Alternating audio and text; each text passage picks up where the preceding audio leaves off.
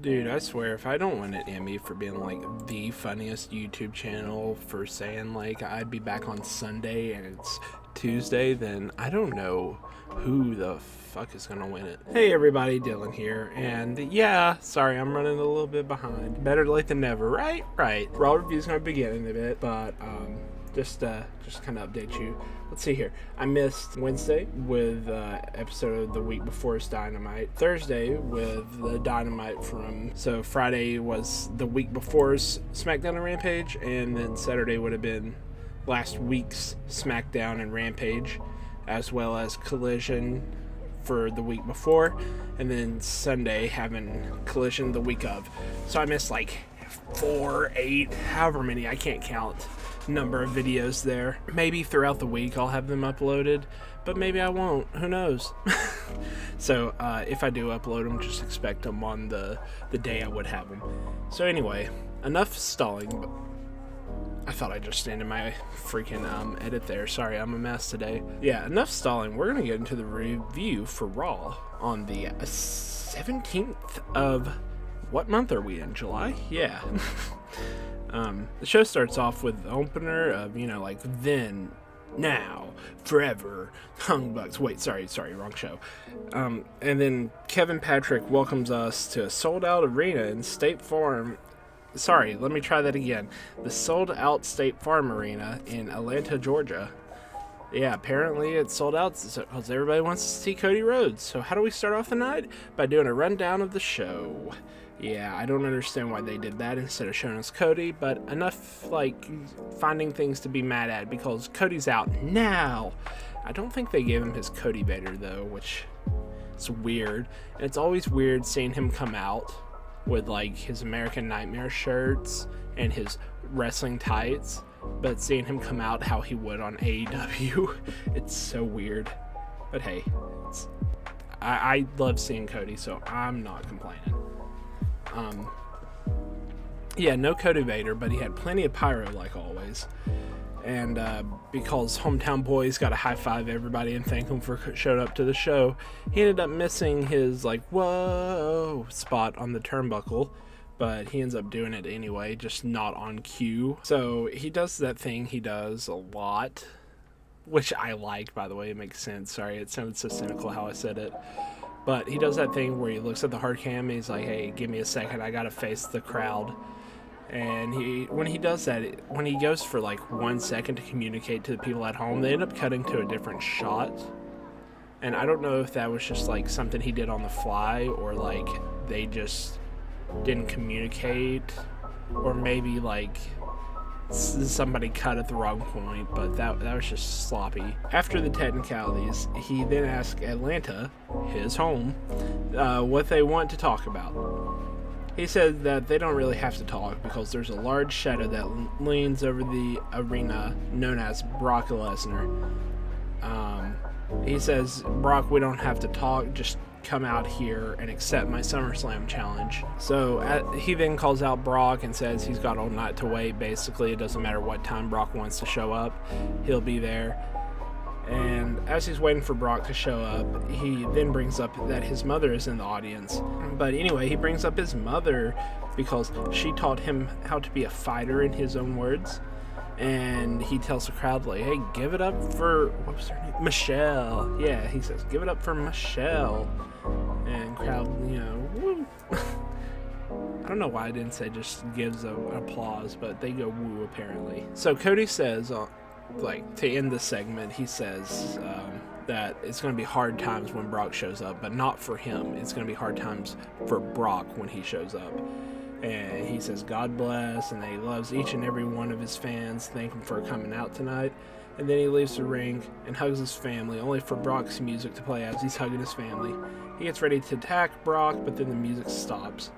So Cody starts, like, slowly walking towards the ramp, and it plays again. And Cody got tired of waiting for him, so he goes backstage to get him after the music cuts off. And as Cody goes backstage, you just hear a chair shot, and then you see one being thrown out, followed by Brock, like, manhandling Cody Rhodes all the way down the ramp.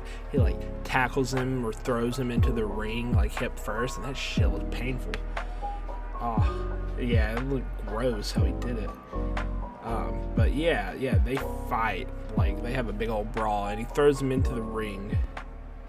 And, they continue their brawl. And he throws him outside the ring to F5 him in front of his family. And then almost immediately after Brock F5s Cody gets right back up. So Brock locks in the Kimura and tries to get his arm again. He stops it, stares down his mom, and then he gets Cody back in the ring and he locks it on again. I think he twists his arm and, like, he doesn't break it, but he gets it, like, pretty injured again, I guess is the way to word it, and tells Cody, like, challenge accepted, I'll see you at SummerSlam, bitch. And then he gets out of the ring, and that's how they end the segment. This would have been a 4-star segment, but unfortunately, the camera people were early to a lot of the cues, and it felt like a lot of this show was rushed throughout the night. Spoiler alert. So, we'll just say like 3.5 stars, you know. So when we come back from commercial, they do a recap of that segment, and you better not do me like this, WWE. That's the reason why I stopped watching, is because we had like recaps after every heckin' segment. I hate that so much. Don't make this feel like a 2021 Raw, please. Oh, apparently during the commercial, which kind of makes like the recap relevant, I guess, Brock took a chair across Cody's spine one more time too. So after that, we get Riddle coming out with rhinos this week, multicolored rainbow rhinos, and he's going against Gunther like advertised last week, and thankfully commentary does not talk over his spot, so for both of those things, 1 single star added on. Oh, and also for Samantha Irvine, I have a hard time with that word, I apologize, doing her pronunciation for everybody in Imperial's entrance, just 20 out of 20. They recapped last week, so I take back that star completely because recaps suck. We don't forget that much, please. All you have to do is just say, hey, this happened last week. And then between Riddle and Gunther, they have a good technical match after that. I think it was a good showcase of Riddle's MMA skills against Gunther's like kind of old school ground mat-based wrestling. You know what? They get that star back because Gunther's chops are so effing loud. So ultimately the match ends with Gunther reversing, I think they call it the flying bro, but like Matt, I think he does like a coffin drop if I'm not mistaken, to the ground. Gunther put up his knees to block it, and then he drop kicked Riddle and powerbombed him for the 3. After the match, Gunther gets on the microphone on the announce table, like he has a microphone and he gets on the announce table, and says that crowd can boo him as much as they want to, but tonight is the greatest night of their life, seeing the greatest Intercontinental Heavyweight Champion. He says that he's done with Riddle, and Drew can try to take a shot at him if he wants, but like everyone else, Drew will fall victim in the ring to the... I'm gonna try it. To the ring general. Yeah, I almost did. I almost tried it, but then it would have been offensive. 3.5 stars. They then plugged the tag team title match later between no, I'm on the right track. Keep that in, Dylan. Between Liv and Raquel. Hey, keep that one in. They have an interview, Liv and Raquel does. Oh, I messed up. But they have an interview saying how they're going to destroy the tag teams division. It doesn't matter which team comes after them. And they're listing off teams, and then in that process, Rhea Ripley comes in and she's like, what about me? She ends up interrupting Raquel, being like, hey, it doesn't matter, I'll still take you out, or something like that, with a headbutt to Liv. No, that's what it was. Liv said something, and that's how Rhea ended up cutting off Liv just by headbutting her. And then her and Raquel brawl, and as they're brawling, like Rhea's on the ground, Raquel's getting pulled back by security, so Rhea takes a cheap shot to her knee. And she has an injured knee. Where will that go? Well, we'll see later on. But for that segment, like 3 stars, just because the individuals involved in it kind of advances the segment for later. Judgment Day include all of them together for once. I think that's the first show I got with all of them. They all come out together. And after the commercial, Rhea talks about how strong the Judgment Day is and how they run Raw and that's their show. And then she says that she's the most dominant woman in the industry. And they then plug, basically they go down the line, each person talks. She then plugs how Dom has a NXT North American title shot tomorrow, or I guess tonight, Tuesday. Dom tries to talk about it, but the crowd won't let him speak. So then Priest talks for Dom and says the boos won't change the fact that Dom and him will become tag team champions. Will become champions eventually. But don't worry, Finn gets a shot first at Seth Rollins, and he knows that. Like, that's what he said. Dom tries to say something, but then hello? Dom tries to say something, but then Kevin and Sami Zayn cut him off. Sami asked the crowd to, like, 2 separate sentences. If they paid to hear Dom talk, the crowd boos, or if they paid to see someone shut him up and they all cheer. He then says that Priest and Dom will take on Sami and Kevin later on tonight. Sorry, my notes threw me off because I put Dom and Kevin tonight. I was like, wait a minute. Priest and Dom said that they would look good with tag team titles. Like, they start thinking about it. They're like, hey, why are we going after singles titles? Why don't we go after these tag titles? And they throw down the challenge. And then Kevin answers very angrily, like, yeah, you got it. Title match tonight. So they were supposed to play it up like, oh no, Kevin messed up. He let his anger get the best of him and decided to run his mouth. Now, will he be able to hold up that challenge? But they didn't really, like, act shocked or surprised, or, like, Judgment Day didn't act arrogant about it. You know what I mean? Like, get in their way. But whatever. They did a great job. 3 stars. They then show what happened with the tag team champions earlier, and you can hear, in the dead silence, you can hear me groaning in the back. It sounded something like this. Like, oh God, not again. God, I hate recaps so much. Just watch the show, and if you don't have enough confidence in what you're putting out to people to think that they would watch it earlier, then just don't put on a product. Sorry, I'm a cynical wrestling fan. After that recap, we then go backstage to medical, talking about if Raquel is medically cleared or not. Adam Pearce asked the doctor. The doctor says, yeah, she's medically cleared, but he would recommend, I think, like, taking some x-rays of her knee, if I'm not mistaken. She says that she doesn't have time to do that. She's got to defend her titles tonight. And Doc's like, hey, I wouldn't recommend doing that. You're not medically cleared. She said, I don't care. I can do it. And they get into it a second. Then Pearce is like, well, as long as you're saying she is medically cleared, as long as she's willing to put the titles on the line with knowing that she's injured, she can do it. And they agree to it, and the match happens later on tonight. Okay, so then immediately after that, they go and have the tag team match. So minus a star, I think it happened after commercial, because all of them had individual entrances instead of, like, team and team entrances. And that really irks me. Like, please, just create a song for your team, even if it's a song that's going to be used for, like, 1 week. You're rich enough, it don't matter. Anyway, so for that, I'm going to have to deduct half a star from this rating, but also that half a star comes back because it's a Liv Morgan match, and I am biased. And that half a star also comes back because it's a Chelsea Green match, and I am biased. And I will get your manager if you have a problem with that.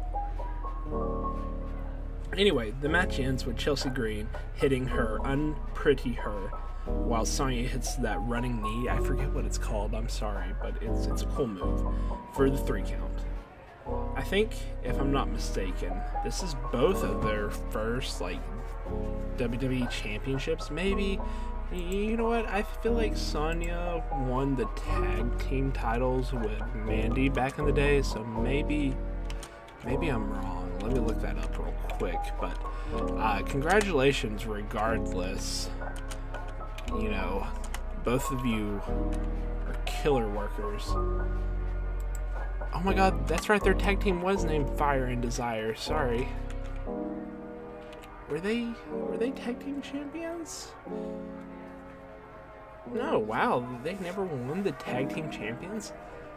Sorry, they never won the tag team championships? That's crazy. And 2017, so they would have been around right when it was introduced, and there was a lot of women's tag teams, like the Iconics, like Sasha and Bailey. Oh, well, that ends it all right there. All right, I'm gonna get back on topic. Congratulations to our new women's tag team champions. 3 stars to the match, by the way. Nothing against the competitors. They did an awesome job. It's just how the story was written was predictable.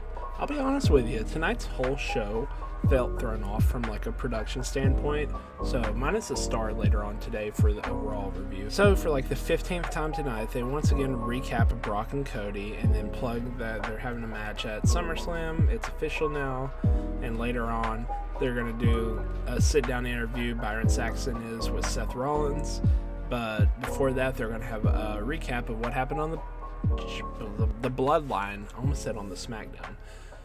So this is what I'm going to do to save us all like 15 minutes. That doesn't get a star ranking because that's just saying, hey, later on, here's some segments. We come back from commercial. They recap the Bloodline, like literally everything that's happened since the breakup. But I am not going to like rank that. That's a SmackDown thing. That doesn't count for Raw as far as I'm concerned. All right, cool. We cool? Cool. Somewhere in that process, by the way, we come back from a commercial break, and Byron Saxton's talking to the new tag team women's champions. Hold on. New women's tag team champions. And Chelsea Green is just being a great Karen the whole time, while Sonya's being like, hey, the whole women's division is put on notice right now. You need to watch out for us. Yeah, 2.5 stars because it's a generic promo, and anybody else would have got 2 stars, but that extra half because of them. After they recap the Bloodline drama, commentary then plugs SmackDown being on FS1 this sorry, in my notes I wrote down SmackDown being on FS1 this SmackDown. Can you tell I'm rushing things? SmackDown being on FS1 this Friday, and then they go sit down. He goes to do the sit down with Seth Rollins. Byron asks Seth what he plans on doing, and Seth says that he's got big plans for SummerSlam. He runs down a list of potential challengers, and I think he started with Finn. And then Finn comes in the room and cuts him off and says, hey, I got it from here, Byron. So after like an awkward little bit, Finn turns around the chair and sits down and says, you know why I'm here, I want my rematch. They have a great like back and forth here. Here's some highlights of it. Seth tells Finn not to live in the past, and Finn says he doesn't live in the past, he's living in chaos and will hurt Seth Rollins and end his career and alter his path forever. Seth says that the World Heavyweight Championship is bigger than both of them and both of their feud right now. But if they want to settle a score, that they don't need a match, they can do it right here, right now. So take your best shot or get out of my face. Finn then stands up and he gets out of camera. So Seth is like, hey, are we done here? Okay, thank you. He's trying to take off his microphone. And then Finn, gosh, this shows how great of a wrestler Seth Rollins is, and Finn for being able to deliver this correctly. Finn delivers a chair shot. The chair shot is definitely a headshot, but the way it clips is like, if you did this to a rookie, it would have been a concussion, because Seth barely gets his hands up in time. He literally waits till the last second physically possible without knocking himself out, and he gets him there. So like, kudos to him for being able to do that on time. Finn just beats him up for the rest of the time, and they end that segment. I will say this, like 3.5 stars, if not 4 stars. That was a killer segment, and it's got me wanting to see where this feud goes and how it advances. We then go to the ring where Nikki Cross is already halfway through her entrance, which, by the way, remember before like Nikki ASH, where like Nikki Cross had momentum and was killing it? Anyway, she goes to the ring, and I'm not gonna lie to you, before the bell even rang, this felt like a throwaway match. She got a little bit of offense against Shayna, but Shayna, in under a minute, puts her in the, is it Karafuda? I don't want to disrespect the talent. Is it? It's the Karafuda, my apologies. She puts her in the Karafuda clutch, and then, what does she do then? Yeah, she puts her in the Kirifuda clutch and chokes out Nikki Cross in under a minute, which that's cool. I like squash matches against established talent. It sounds sarcastic, but genuine. Sometimes that's needed to advance a storyline. So while she's doing that, like, while the commentary is like, here's your winner, Shayna Baszler, Ronda's like, bravo, bravo, whatever, getting her attention. And she faces towards the ramp, thinking Ronda's going to come out there. But Ronda says, no, I'm not there, up here. And she's in the crowd. So Ronda's like, hey, if it wasn't... Okay, so last week, Shayna said that if it wasn't for her, Ronda wouldn't be in this business, and Ronda had the easy path. This week, Ronda talks about how her path wasn't that easy, and how Shayna had it easier for her because she had a established path versus Ronda having to work for her path. I think is basically the gist of it. It was a great promo though. I don't have a great memory, sorry. Definitely shows that Ronda's being like a whiny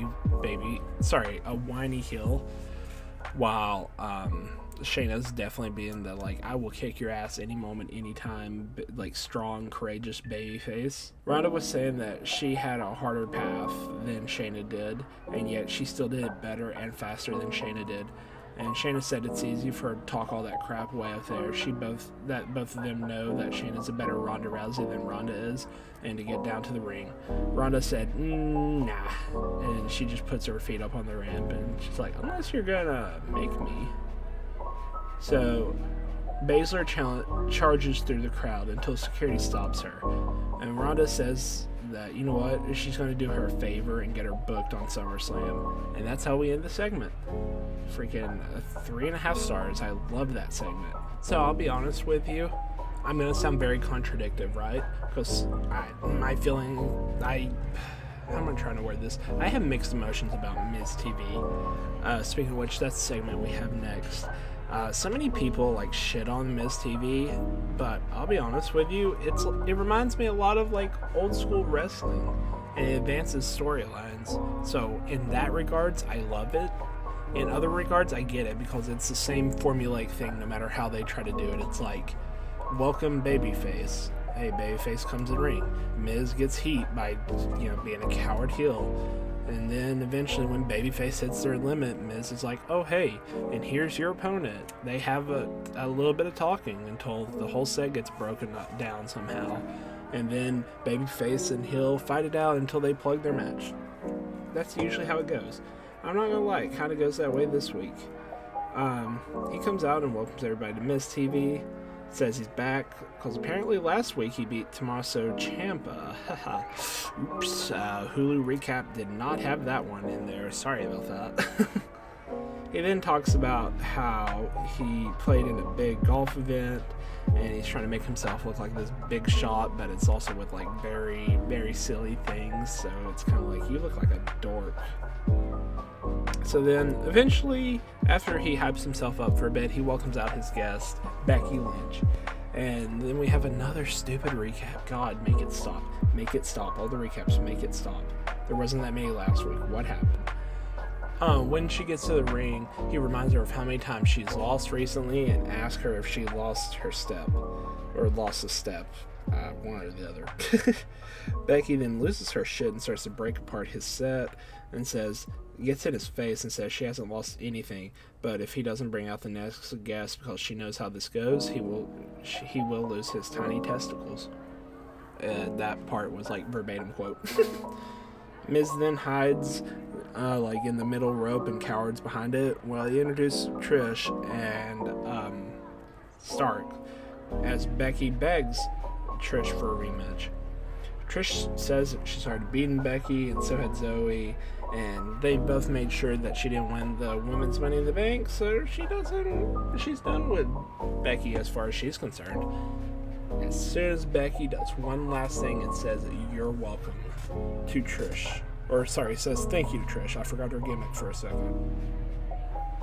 Becky then tells Trish that she's done more in this company than Trish has, and fight her one-on-one to prove it. That she's as good as she says she is. She keeps on agging her into saying she will fight her, But then eventually Trish is like, all right, I'll do it under a few conditions. First, you need to beat Zoe. Then when Zoe beats her, she needs to say, thank you, Trish, and get on your knees and say it. And then you need to tattoo thank you, Trish, across your chest. Becky agrees to all the stipulations, and they sneak attack Becky in the meantime. Eventually, Becky gets the... I wrote down she gets the number advantage, but she gets the advantage on the numbers. She gets the advantage on them. I don't know what I'm trying to say.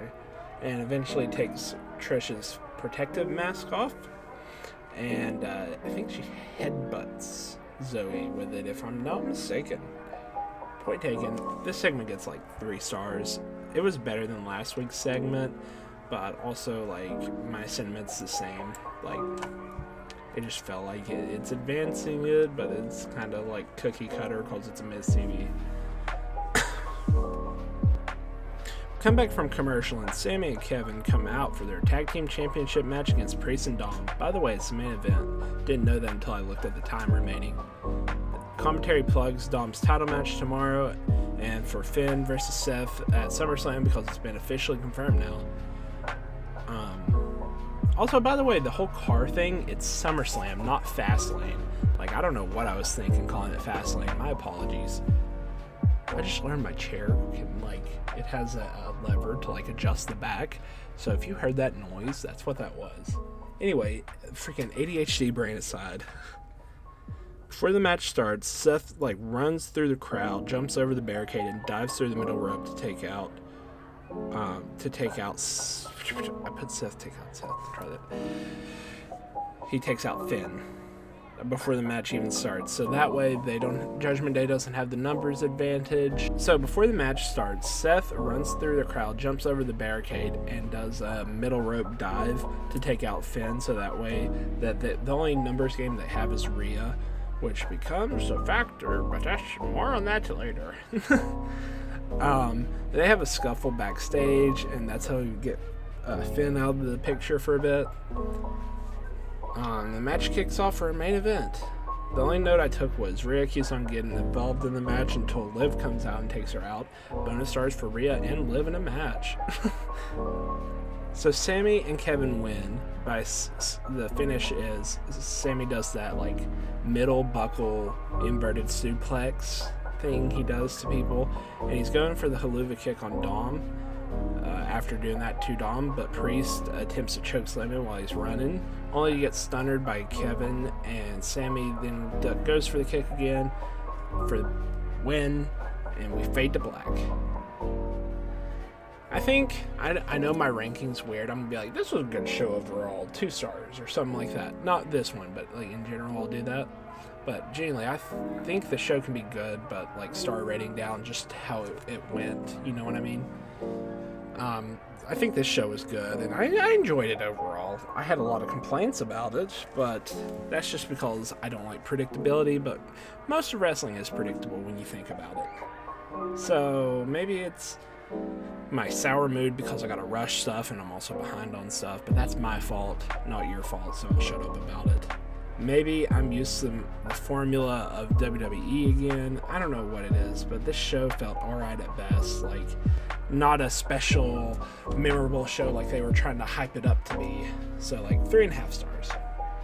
Alright, we're at the end of the video. I know I do this like every video, so I apologize, but eventually I'll have my shit together. Probably, maybe, never.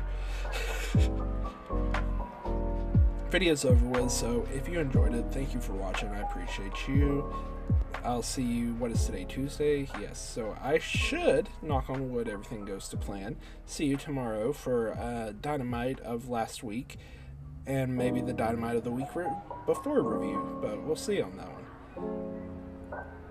Alright, if you stuck around, well, I'm just going to say real quick, like I said, I meant to do a video Saturday like I said last, but I'm hitting a crash right now, like personal life just burned out, and I hate getting behind, so once I get behind, I get more behind until I hit a point where I'm just like, fuck it. So I might hit that point eventually. I might just reset and say whatever I'm behind on, it is what it is. Who knows? But until then, thanks for watching. I will see you all tomorrow. There will be a gameplay video tomorrow. There will be hopefully one episode of Dynamite reviewed, and hopefully maybe 2 episodes if I'm feeling good. If not, well, it is what it is. Like I was saying, each day coming up that I should have a review. So like, let's see here. Wednesday I would have a review of the previous week's Dynamite.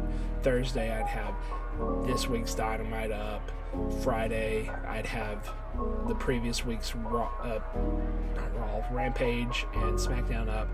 Saturday have Rampage, SmackDown of this week up, as well as Collision of last week on that. And then Sunday I'd have Collision of this week uploaded.